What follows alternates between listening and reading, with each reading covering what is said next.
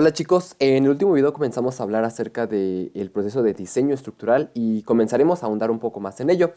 Podemos comenzar a definirlo y decimos que es el proceso creativo mediante el cual el ingeniero estructurista va a determinar la forma y características de la estructura de la obra en cuestión.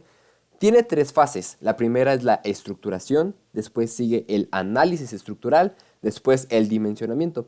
Y este proceso va a englobar todo aquello que esté encaminado en poder obtener una estructura resistente, rígida, sobre todo económica y segura. La primera etapa es la estructuración y dentro de esta etapa tenemos como primera fase la selección de los materiales. Esto obviamente va a estar en función del tipo de estructura que estemos haciendo, de la concepción arquitectónica, si ya se tenía pensado que tuviera ahí algo de concreto o de acero o de incluso de madera, ¿no? También dependiendo del requerimiento estructural, sabemos que no todos los materiales tienen la misma resistencia, por lo tanto, si en algún punto de nuestra estructura se tiene una gran concentración de esfuerzos, pues obviamente tenemos que ocupar un material mucho más resistente.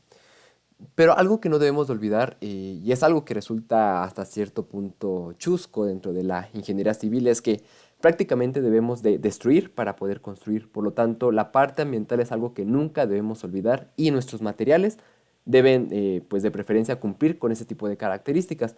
Primero, pues que requieran de escaso mantenimiento, que sean duraderos, obviamente, que puedan recuperarse, reutilizarse o reciclarse, que sean económicos. Esto más que encaminado al ambiente, pues va más que nada para el constructor y sobre todo para el cliente.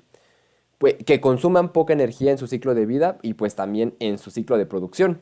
Que provengan de fuentes abundantes y renovables y sobre todo, y si se puede, que pues tengan un porcentaje de material reciclado. La siguiente fase es la definición del sistema estructural. Aquí vamos a escoger aquellos elementos estructurales que se adapten de la manera más eficiente pues, al concepto arquitectónico. Prácticamente lo que se estará evaluando en esta parte pues, es el criterio y la creatividad del ingeniero, sobre todo cuando se trata de un concepto que pues, nos obliga a realizar una estructura con formas poco comunes. Y pues tenemos diferentes elementos. Sabemos que hay elementos verticales como lo son las columnas, los muros y etcétera. Elementos horizontales, vigas, losas, armaduras. Y pues no hay que olvidar que hay otros tipos de estructuras, por ejemplo los arcos, los cascarones. Entonces, al final de cuentas, lo que vamos a terminar definiendo es qué tipo de elementos estructurales vamos a ocupar, lo que a su vez define el sistema estructural, y pues ya será cuestión del ingeniero ver la ubicación de los mismos. Por ejemplo, en México, uno de los más usados es el sistema base de marcos, donde se ocupa pues, las columnas y las vigas. La siguiente fase es el predimensionamiento. Aquí básicamente es proponer secciones y espesores para los diferentes elementos con base en la experiencia, normativas o recomendaciones.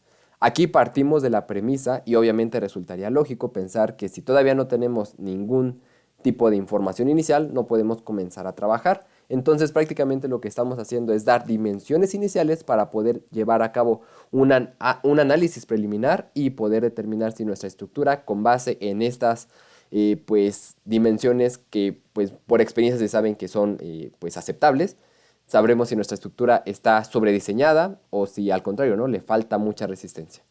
Aquí vemos en la imagen, por ejemplo, que de estos tres claros que se están salvando hay que ver cuál es el claro mayor y pues el espesor que se le puede dar a la losa de manera preliminar pues es el mayor claro entre 12. También hay quienes ocupan entre 10. La siguiente fase pues es definir el tipo de modelación. Tenemos dos tipos, bueno, podemos clasificarla de dos tipos, la modelación geométrica y la modelación mecánica. La primera es más que nada las simplificaciones que vamos a hacer para poder representar a los elementos estructurales pues en nuestro análisis. Ya sea, por ejemplo, las columnas y vigas las podemos representar mediante barras, los muros mediante áreas o incluso dependiendo de la estructura que estemos haciendo podemos ocupar volúmenes. También tenemos la modelación mecánica, donde se va a encargar más que nada del comportamiento del material. Tenemos un comportamiento lineal o no lineal, el cual va encaminado justamente a la relación que existe entre esfuerzo y deformación o la fuerza aplicada y el desplazamiento que va teniendo el material. Después tenemos el comportamiento elástico o inelástico. Esto va más orientado a que si el material se deforma, pues obviamente en el rango elástico va a poder recuperar esas deformaciones y en el inelástico pues va a quedar con deformaciones permanentes. Aquí cabe destacar que esta es la etapa que requiere menos experiencia por parte del ingeniero, ya que es una de las etapas más sistemáticas que se llevan a cabo en cualquier tipo de proyecto que se esté realizando.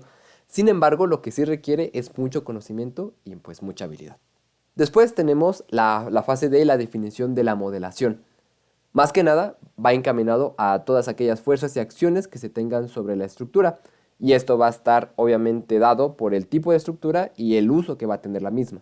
Tenemos dos tipos de acciones principales, las estáticas y las dinámicas. Las acciones estáticas son aquellas que, como su nombre nos da a entender, no producen vibraciones de gran importancia sobre la estructura, destacando la carga muerta, la carga viva, donde más adelante veremos qué es la fracción semipermanente, el empuje de la tierra, asentamientos paulatinos. Después, por parte de las acciones dinámicas, también como su nombre nos da a entender, aquí sí se producen vibraciones considerables, destacando la carga viva en su fracción variable, acciones sísmicas, acciones eólicas y asentamientos súbitos. Todo este tema de los tipos de acciones conviene pues darle un repaso y será lo que veremos a continuación.